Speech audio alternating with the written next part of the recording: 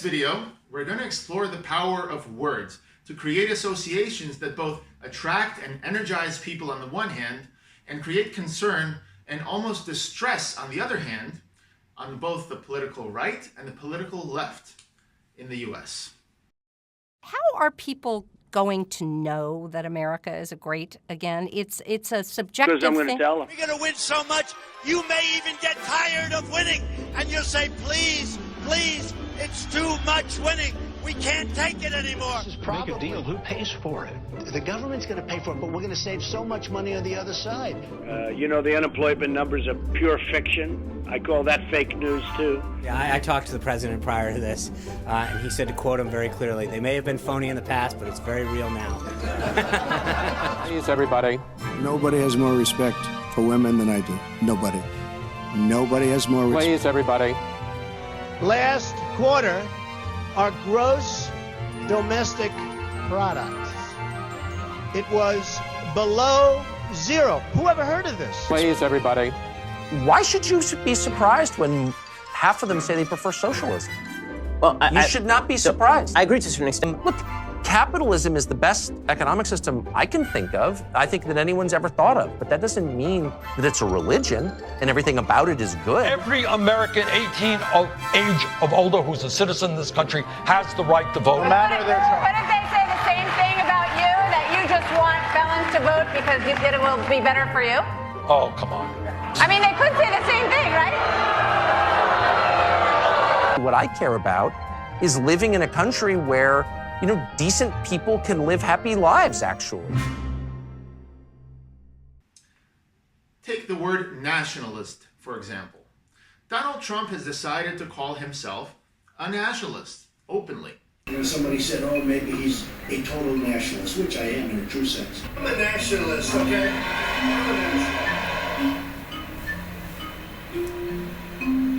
National. Nothing. Use that word. Now, the dictionary definition of nationalism is putting one's country first, perhaps even at the expense of other countries. But there are other associations. People on the left are familiar with much more distressing associations, including white nationalists, but also could be black nationalists, or if you take it all the way, it could even be the Socialist Nationalist Party of Germany, the Nazi Party. All of those people call themselves nationalists, and a lot of it is characterized by an in-group feeling and almost a xenophobia or disdain for the outside.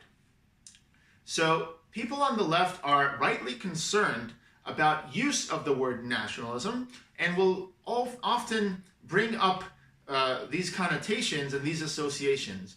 Of course, many leaders around the world have invoked nationalism, notably Putin in Russia and Xi Jinping in China. Duterte also uses it in the Philippines. So what is nationalism to the right wing of the American electorate? Well, Donald Trump's support on the right is actually largely related and correlated to ideas and feelings of nationalism. Whether they are about a reaction to globalists, sort of taking away the jobs by moving them overseas or distributing the economic prosperity around the world, a lot of the workers in the Midwest and the Rust Belt feel like they want somebody to talk about how we can repatriate those jobs. In the late 90s and early 2000s, it might have been someone like Ross Perot, who was talking against NAFTA and really talking about the giant sucking sound of jobs going to Mexico. That's right at the top of my agenda. We've shipped millions of jobs overseas, and we have a strange situation because we have a process in Washington where after you've served for a while, you cash in, become a foreign lobbyist, make $30,000 a month, then take a leave, work on presidential campaigns, make sure you got good contacts, and then go back out. Now, if you just want to get down to brass tacks, first thing you ought to do is get all these folks who've got these one-way trade agreements that we've negotiated over the years and say, fellas, we'll take the same deal we gave you. And they'll gridlock right at that point because, for example, we've got international competitors who simply could not unload their cars off the ships. if they had to comply, you see if it was a two-way street? Today, it was someone like Donald Trump talking about jobs going to Mexico or jobs going to China. Someone talking about those jobs would appeal to those people who want to bring the jobs back, and that's a form of economic nationalism.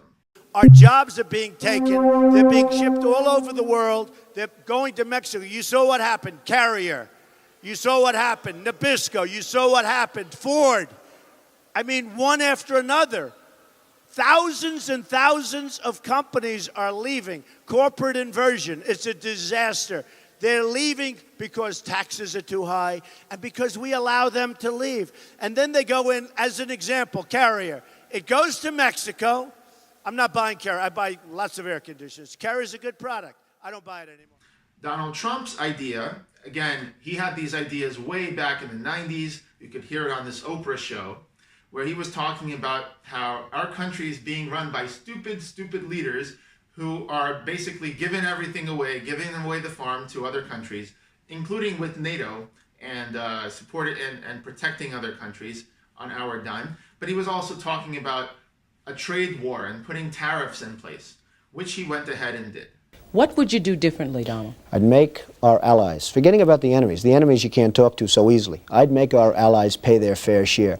We're a debtor nation. Something's going to happen over the next number of years with this country, because you can't keep going on losing $200 billion, and yet we let Japan come in and dump everything right into our markets and everything. It's not free trade. If you ever go to Japan right now and try to sell something, forget about it, Oprah. Just forget about it. It's almost impossible. They don't have laws against it. They just make it impossible. They come over here, they sell their cars, their VCRs, they knock the hell out of our companies. And hey, I have tremendous respect for the Japanese people. I mean, you can respect somebody that's beating the hell out of you, but they are beating the hell out of this country. Reagan talked about basically this economic protectionism as being a cheap form of nationalism. So back then, the Republican Party was actually for free trade and against tariffs. And trade barriers won nearly universal agreement among economists. But it has also proven itself in the real world, where we have seen free trading nations prosper while protectionist countries fall behind. Part of the difficulty in accepting the good news about trade is in our words. We too often talk about trade while using the vocabulary of war. In war, for one side to win, the other must lose. But commerce is not warfare. Trade is an economic alliance that benefits both countries. There are no losers, only winners, and trade helps strengthen the free world.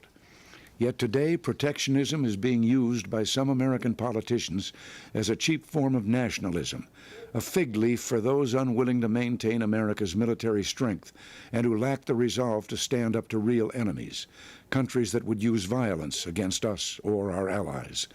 Our peaceful trading partners are not our enemies. They are our allies. We should beware of the demagogues who are ready to declare a trade war against our friends, weakening our economy, our national security, and the entire free world.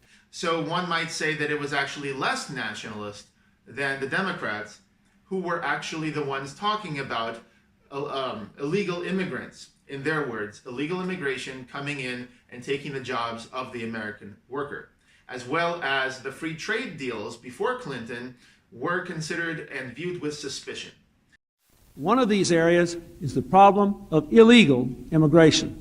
We have to stop the inflow of illegals coming into our country. This administration has taken a strong stand to stiffen the protection of our borders. We will build a wall. It will do what it's supposed to do. Keep illegal immigrants out. We are increasing border controls by 50%. We're going to have a border. It's going to be a real border. We have a country. We have to have borders. We are increasing inspections to prevent the hiring of illegal immigrants. And tonight I announce I will sign an executive order to deny federal contracts to businesses that hire illegal immigrants. What are we going to do about illegal hiring? You can be very, very strong. It could be a huge financial penalty. It could be beyond a What are these guys penalty. In your... Because that's the magnet. That with E-Verify and with the various are you for methods. it? I'm for it. We should honor every legal immigrant here working hard to be a good citizen, but we are also a nation of laws. We have a country. We have to have laws. We either have a country or we don't. Another part of Trump's electorate that supported him was people who were concerned about illegal immigration and just waves of immigrants coming over the southern border. These typically included people who lived next to the southern border, and a lot of those fears about immigrants coming in were sort of blown up, especially when it came to sanctuary cities or people committing crimes. Crimes that were committed by immigrants coming in without a visa, illegally coming in, were magnified and sensationalized to make it as if most of these immigrants and legal immigrants are committing crime at a greater rate than native-born citizens. And by removing them, we would be removing the criminals, the people that are overwhelmingly criminal. Of course, this kind of reaction, the xenophobic reaction, has been prevalent not just in the United States, but all around the world. Certainly in this country, you had Irish people viewed with suspicion, Jews viewed with suspicion, and even turned away by FDR, actually, by the boatload when they were fleeing the Holocaust. Today, people fleeing from Honduras, where they have a massive drought, or people fleeing Mexico, where they have essentially gangs running entire cities, similar to how ISIS does it, are being turned away. Of course, the solution isn't to take in everybody. But if America wants to lead, perhaps it would like to start in its own backyard by eliminating problems that are largely related to the drug war, which the United States began, as well as possibly to climate change, as in the case of the Honduras drought. Of course, the climate change thing and the drug thing we can't reverse overnight, but these are things that we could actually take action and steps to do something about, rather than sending our armies to bases around the world. Another aspect of nationalism is this sort of concern about, I should say, Islamist movements, but also particularly sort of Salafist, jihadist extremists, okay? Radicalizing people to blow things up. And so there's this concern about letting in Muslims. There's not much nuance about which Muslims it is, whether it's the Sunnis or the Shiites. Although there are some people on the right who do make the distinction and say that Shiites have almost never been terrorists in the United States. Obviously, Iran was greatly empowered by the fall of Saddam. I think in retrospect we can concede that. There haven't been any Iran-sponsored terror attacks in this country that I'm aware of in the last 25 years. There have, of course, been many, many, many sponsored by Saudi Arabians of the Gulf states and the Sunni Arab world. So why should we see Iran as our primary threat? In fact, the white nationalists, maybe ironically, have produced more terrorism in absolute numbers than have Muslims. Whether we're talking about free men on land movements or self-sovereign citizens, we're talking about standoffs with the U.S. government, federal government, but of course there's also concern on different sides here.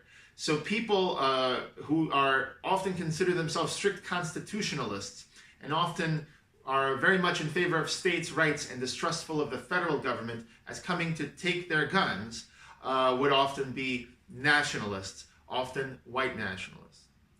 Again, this reaction is all mixed in against the quote-unquote globalist agenda, championed very much by InfoWars, with Alex Jones talking for years about the agenda of the globalists and the UN, from everything from, trying to sterilize you with stuff they put in your water to vaccines and other things. Agenda 21, they're going to talk about that.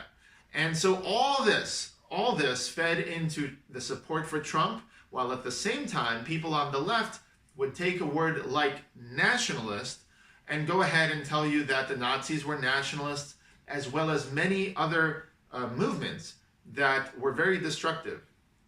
So in fact, in the commemoration of World War I veterans, we had here in France, the president of France responding to Donald Trump's nationalist, this use of the word nationalism. Take a look. Cette vision de la France comme nation généreuse, de la France comme projet, de la France porteuse de valeurs universelles, a été dans ces heures sombres exactement le contraire de l'égoïsme d'un peuple qui ne regarde que ses intérêts.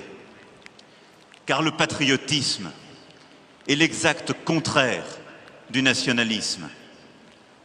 Le nationalisme en est la trahison. En disant « nos intérêts d'abord et qu'importe les autres », on gomme ce qu'une nation a de plus précieux, ce qui la fait vivre, ce qui la porte à être grande, ce qui est le plus important, ses valeurs morales. So as you can see, the word nationalism earns a very forceful rebuke from the left, a lot of disdain and concern, while at the same time energizing different types of mentalities on the right, whether they are concerned about immigrants, Muslims, or globalists taking away their jobs or threatening their culture and their country. Now let's turn the page and talk about another word which has the exact opposite effect when it comes to political wings. That word is socialism. Bernie Sanders openly refers to himself as a socialist.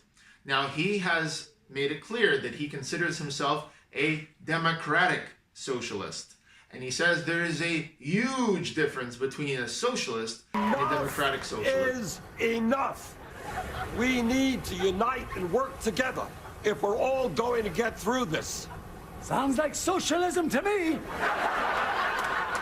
Democratic socialism. What's the difference? Huge difference. Huge? Huge. He does not want to see the United States have the kind of socialism as they had in the USSR or in Mao's China with the Leninist, Marxist socialism. He wants to have a democratic socialism. When asked what are his policies, however, they seem to be policies of social democracy. In other words, democratic socialism is about the government owning the means of production. It is still about that. Whether that happens through a democratic process rather than a revolutionary a revolution that is violent is a difference between democratic socialists, for example, and revolutionary socialists. On the other hand, social democracy is the type of system where you have often capitalism that is taxed and redistributed to safety nets.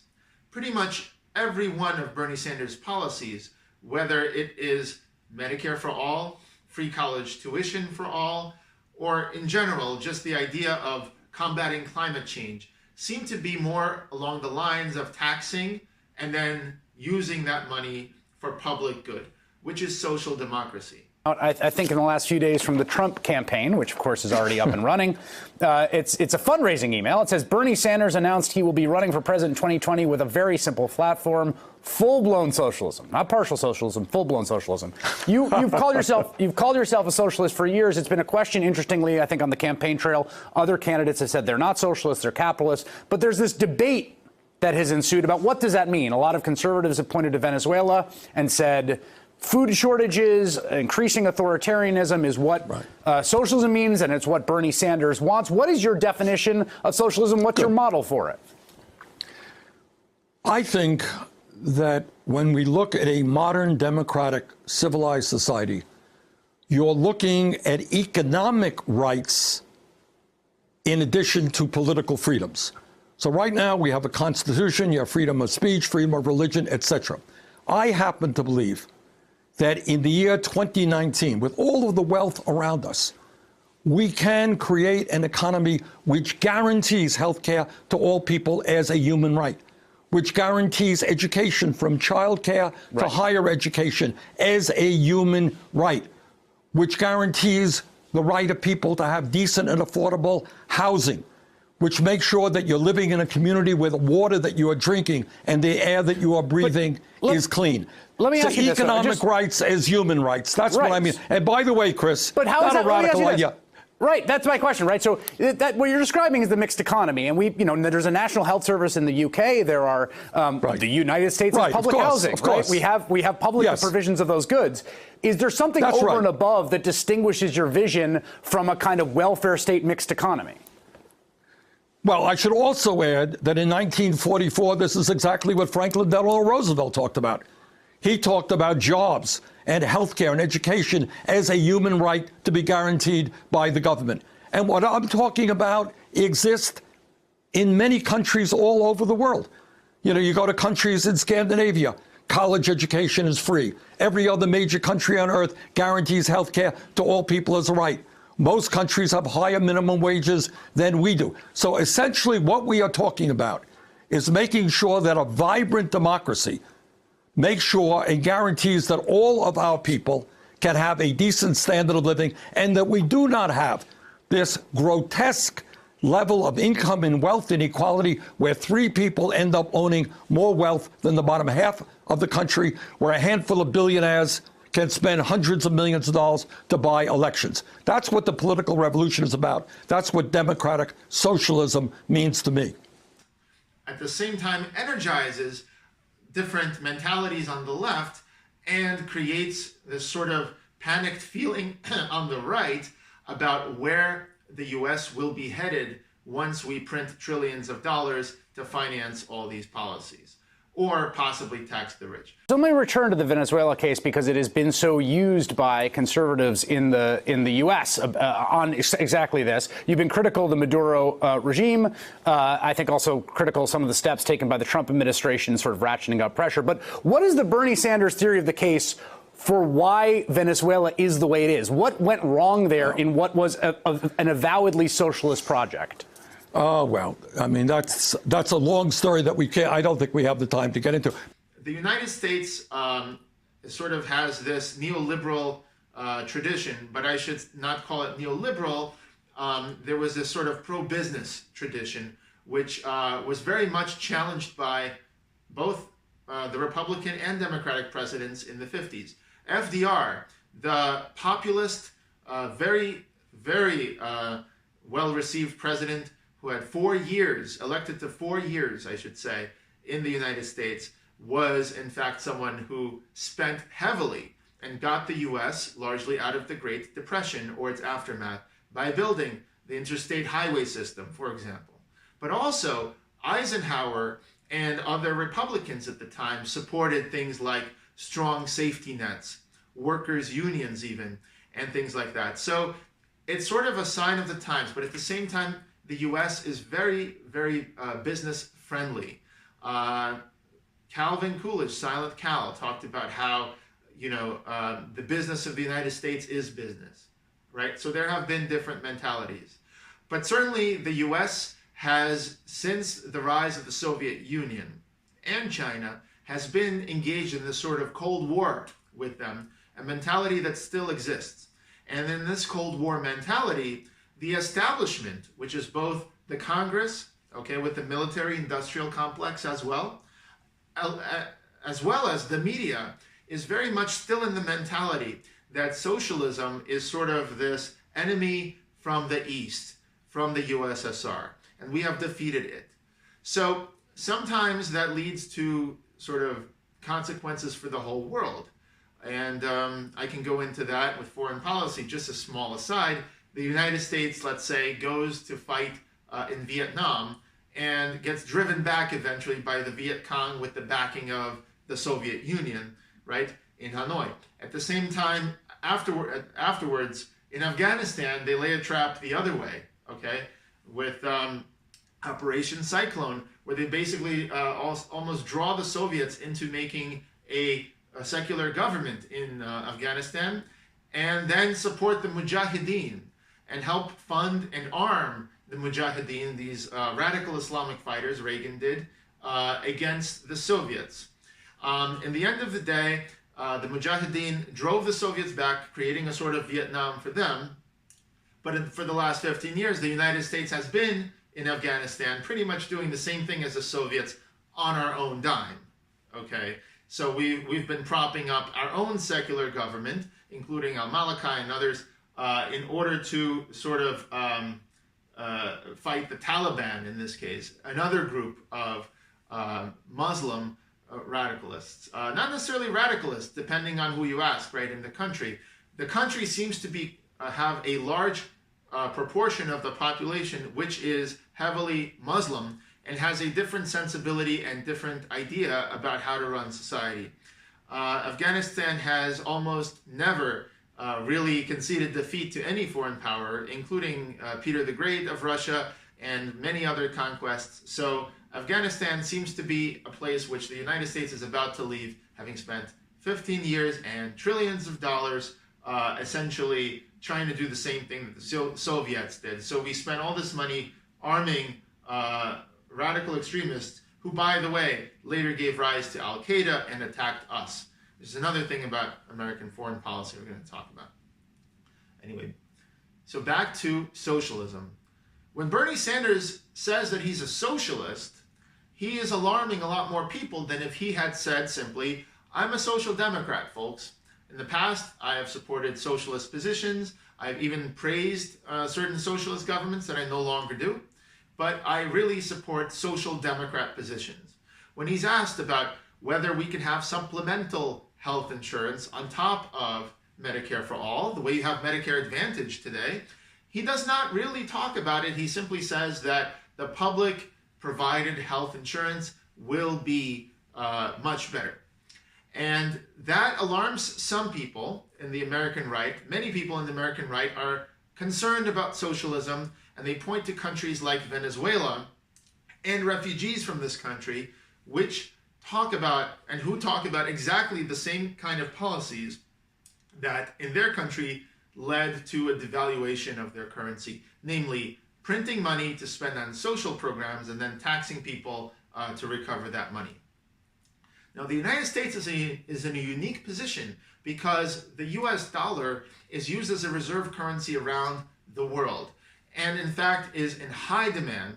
And some people even suspect that the United States fights to protect the dollar with petrodollar warfare, where it basically starts to use military action to make sure that petrochemicals and oil and fuels are sold for dollars first.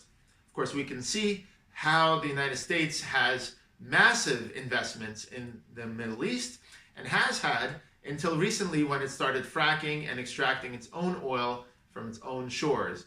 Now that we're getting off of dependence on foreign oil, our relations are being rethought.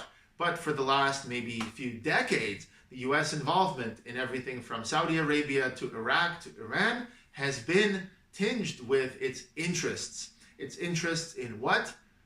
The ability to get foreign oil at a cheap price for Americans to drive their gas guzzlers to and from work. And because the current cars are locked into one type of fuel, instead of electric cars being able to take any sort of electricity generation, solar, hydro, wind, geothermal, or nuclear, or anything else, and they might invent nuclear fusion in the future, we're all locked into fossil fuels, so the American people are dependent on the price at the pump, which is very often used to rate a president or see how a president is doing. Again, this will change in the future, but for now, that's the way it is. So the word socialism tends to have this interesting effect on the American right of almost panic. When you see this Fox News panel easily go for the easy win to say, Bernie Sanders is a socialist, he's going to turn your country into Venezuela, and he loves bread lines. Okay? Now here's the thing. That is so easy to point to when someone says they are a socialist. And it also confuses the issue on the left.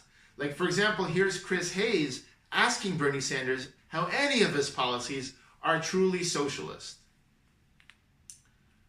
Now, the dictionary definition of socialism is essentially the collective ownership of the means of production. It doesn't have to be necessarily, when you think of the means of production, you normally think of things being produced like this suit over here, or this jacket, by corporations. In the United States, the means of production is mostly owned by corporations, and corporations are mostly owned by shareholders. And while that is collective ownership of the means of production, so it might be technically a textbook example of socialism, public ownership of the means of production, but it is a one share, one vote. So those that have millions of shares simply, call the shots, whether they are presidents of banks or pension funds or whoever is that organization that has those millions of shares is the one that really elects the board, and the board elects the CEO and so on. In any case, these corporations are run by the few at the top. But in the United States, there are many different housing cooperatives, okay, co-ops like the Mitchell-Lama program here in New York. You have credit unions that are owned by the members themselves that you get loans from instead of a bank. If you compare these socialist organizations to their capitalist counterparts, you'll see that they don't pocket the profits. There's more democracy, and if the management's bad, then the people that vote them out have one person, one vote kind of deal. So in this country, we do have a system of sort of non-government socialist organizations. There are some employee-owned companies and maybe some communes and kibbutzes, I don't know. But the idea is there are a bunch of workers' cooperatives and employee-owned companies and housing cooperatives, and there are, for example, food cooperatives sometimes when people work in the store for a little bit. These things exist in the United States, and they have nothing to do with government. Okay, that's socialism. They can exist alongside capitalism.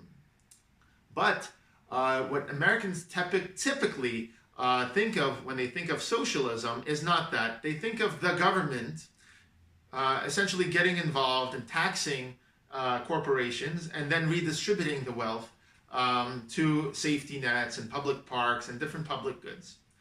This is the type of socialism that usually people run on when they talk about they're a socialist. But really it's called social democracy. So that's the kind of system that they have in Scandinavia, in Europe. In fact, many of the things that we have here in the United States are of that type. Public schools are paid for by government money. Okay, both Republicans and Democrats send their children to public schools. Public schools are actually government run. They're not even single payer. Single payer would be if you had vouchers and you could choose where to send your kids. There's sort of this interesting distrust on the left of this consumer choice. It's okay in medicine, so you can choose your own doctor with universal health insurance, instead of, for example, having government-run hospitals like the VA. So that's what Bernie Sanders is not talking about, making everything like the VA. He's talking about universal health insurance, not universal health care, government-run health care. Universal government-issued health insurance is going to give everybody the ability to choose their own doctor. Somehow, when parents start to choose their own school or their own teachers, people on the socialist left are very uneasy with the ability of consumers to make their own choice in those areas, even though they're currently okay in the medical field. And so there's a little bit of inconsistency there.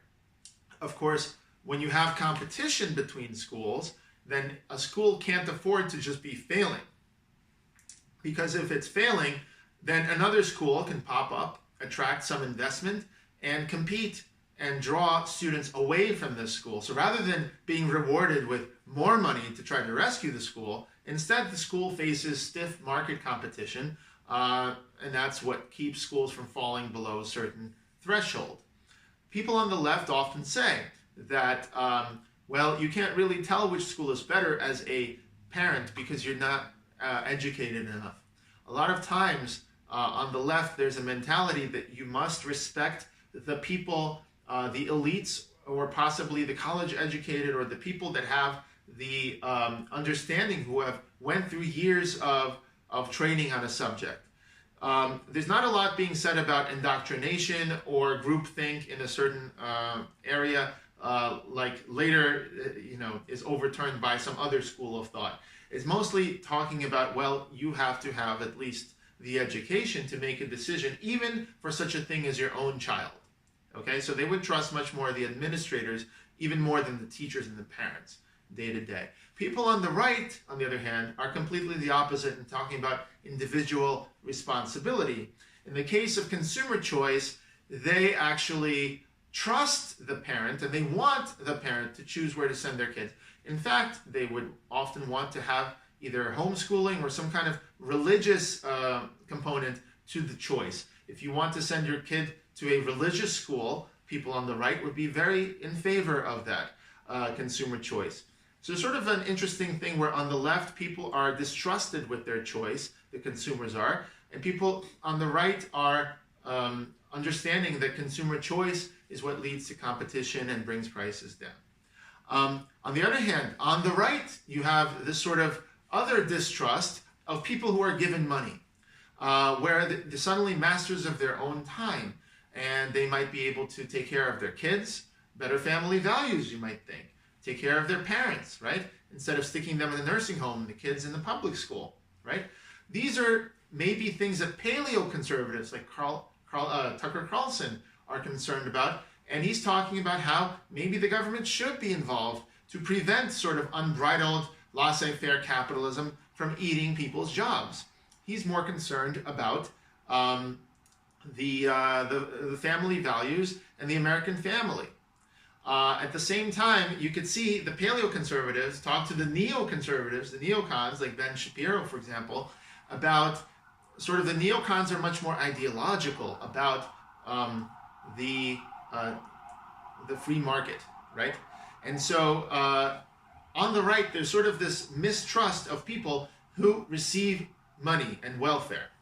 They are usually on the right characterized as moochers, okay? They're also like 47%, Mitt Romney said, were moochers in this country. That was a gaffe at a private event that he said that. There was also this idea that they might be drug-addicted welfare queens. And who knows what they're going to do with their welfare money, with these handouts. There's sort of this mistrust on the right of people's use of their time and their money. Studies have shown that, yes, poor people actually do have sort of lower IQ in the end of the day because they have so much anxiety and so much they have to deal with that people who have the money don't. Oftentimes they opt for less efficient solutions to things because they can't hire their own financial advisors or their own, they can't outsource the jobs, and they have to do them themselves, including their laundry and their cooking, and driving themselves to work or possibly taking the long way. So while that's true, on the other hand, poor people have been shown, the poor and lower middle class, to have a higher marginal propensity to consume. That is, for every dollar you give them, they're going to spend it right back into their Main Street economy on their necessities. They're going to prioritize the things that they need first before anything else. Everyone prioritizes things they need first. It's just that if you have a lot of money, then that kind of, the proportion of what you spend on necessities is much lower. If you give a person who has very little money, they're going to spend it on things they need, and almost everything's going to go on things they need. Those are the things that we all need, and those are the things that we would vote for. Each transaction can be thought of as a vote in the economy for this thing or that. And when we redistribute money to poor people, what happens is we actually end up voting via the poor people for things that everybody needs, including food, water, shelter, toilets, roof over your head, and things like that. Police, firefighters. So those are the types of things that a social democracy produces. The funny thing is that the US is massively socialist in that sense. The US is massively redistributing to public schools, to roads, to firefighters, to infrastructure. Now, even Trump has said that he's going to spend $1 trillion on infrastructure, which was originally a Bernie proposition. Both Trump and Bernie have said this. So here we have, essentially, two populist candidates, massively popular with the left and the right, and they both use these words which have the effect both on the left and on the right to sort of polarize the country. When Trump talks about his nationalism, he basically gets a lot of people on the right excited and people on the left gravely concerned about what that will mean, not just for his actions, but emboldening the people in the country. Now, when Bernie Sanders talks about being a socialist, that energizes people on the left, but also creates grave concern on the right, not only for his actions and the government's actions with possibly the Green New Deal, creating a lot of jobs by government fiat, but also the revolution that Bernie Sanders calls for, the revolution of regular people rising up and saying, healthcare is a human right. But in both cases, whether it's Bernie Sanders labeling himself as a socialist or democratic socialist, or whether it's Donald Trump labeling himself as a nationalist or America First nationalist. Both of those president candidates, when they ran, are much more benign than the socialists and nationalists that come to mind.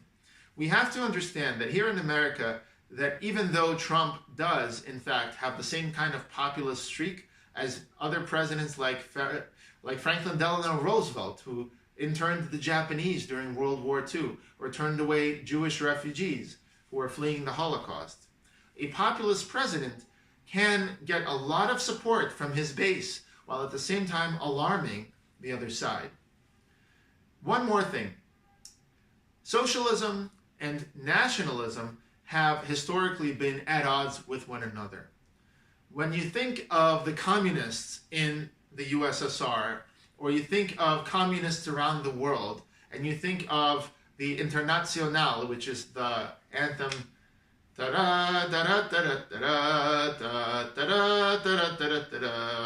this thing that is in all languages, it says, workers of the world unite. They're talking about workers of the world irrespective of race, irrespective of nationality, only has to do with class.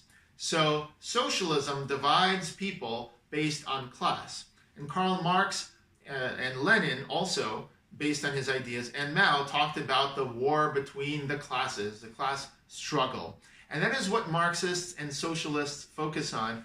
It's the horizontal classes of society, irrespective of race and nationality. On the other hand, people on the right are often obsessed about nationality, and xenophobia sometimes manifests itself. Again, you could see this in movements from the 20th century that were much more extreme than in the United States, like the Nazis, okay? Like, for example, the fascists in Italy, okay? The Nazis, the National Socialist Party, which called themselves National Socialists, when they came into power, pretty much destroyed their entire socialist wing. They continued to be called the Nazis, the National Socialists, but they were mostly nationalists. They were talking about, they divided people into groups. The Slavic people and people like them were called the Untermenschen, people who were not going to be exterminated, but weren't considered to be top of the line, Aryan blood, pure race type of thing. Then, of course, there were the Jews and the Gypsies and others that were basically going to be exterminated based entirely on race, okay? So this is a right-wing idea, and you don't have to look far. Today you have much more benign movements, but still very much along racial lines. When you talk about Britain first, who do they talk about? They talk about religion, Muslims versus Christians. Here in the United States, a lot of the movements that you see are, again, about religion, but not all. The original Black Panther Party was a party of essentially socialists, even communists, some of them, which talked about accepting everyone from every race in solidarity with the Black Panther movement. Afterwards, came the new Black Panther Party, which is around today. The new Black Panther Party is often disavowed by the earlier original Black Panther Party because, first of all, the new Black Panther Party is actually more of a right-wing party, and it talks about actually creating a separatist state for Black people. And it talks about, it's a separatist movement. A lot of the right-wing movements are about separating and claiming your national identity. So it's sort of this left wing is about workers uniting and dividing people based on classes, attacking people who are rich and confiscating their wealth if it comes to revolutionary socialism. On the other hand, there are people on the right who divide people based on class, and you have, for example, nationalists and xenophobes and neo-Nazi skinheads who want to kick people out of the country or say, go back to Russia. Or if they're in Russia, they say, get out of Russia, and so on. So these are the sort of people who are opposed. And now we've got people, the nationalist right, butting up against the socialist left. That's what we have in this country. It's very interesting to see because when the candidates become very populist, they sort of attract one or the other position. Now, what about the regular person? What about the regular American worker? Most people are not ideologically on the right, they're not ideologically on the left. Most people just want to put food on their table, they want to have a job, they want to have money, they want to have a functioning economy so they can go out and buy food, okay? Now, a lot of times ideological socialists want to solve everything with socialism, and they believe that the only reason things aren't good yet are because we don't have true socialism. On the other hand, on the right, and sometimes anarcho-capitalist right, you have this idea that things are not good until we have a totally free market. Whether it's complete socialism, where the workers somehow magically own all of the means of production, or whether it's utopia of anarcho-capitalists with a free market, where magically there is no monopoly on force and everyone is sort of free from violence and everyone has property rights. Both visions sort of have this weird streak of waiting for their ideal situation to take hold. And in the meantime, refusing to see why their predictions somehow get tried and tried and tried again and don't come true. Like the trickle-down economics, the supply-side economics of Art Laffer that was embraced by the Reagan and Thatcher administrations, have led to a stagnation in wages. And every time you cut the taxes of the wealthy, it doesn't seem to trickle down to the rest of the people. But we can try it over and over again and see if it works. Meanwhile, the people aren't getting their wages any higher, and essentially are often on an opioid. Now there's an opioid epidemic, or antidepressants. They're sending their kids to the schools in order to work for these corporations in the future. They're being told to sit down and shut up, and now they're getting medicated by ADHD medications. Let me not even get into the parents that are in the nursing homes. I don't know what they're getting medicated with, but the whole country is pretty depressed.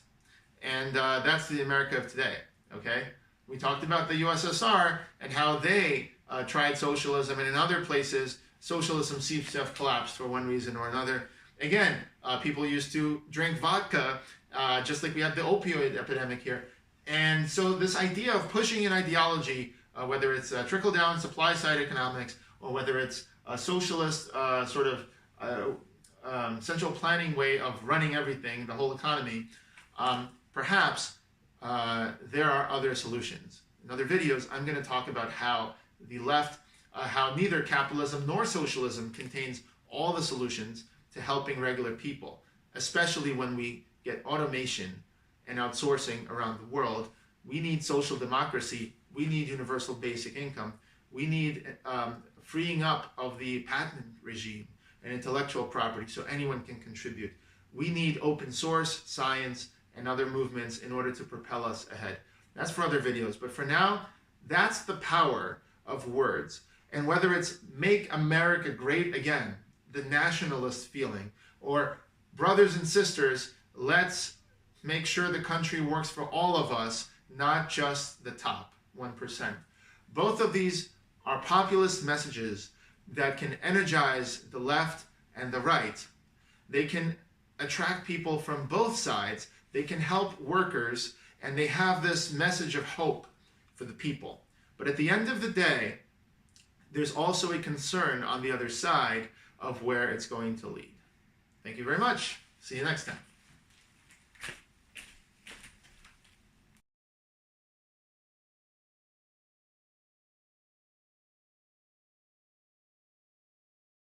Nou, dan afgelopen vrijdag was het zover. De 45ste president van de Verenigde Staten werd beëdigd in Washington, D.C.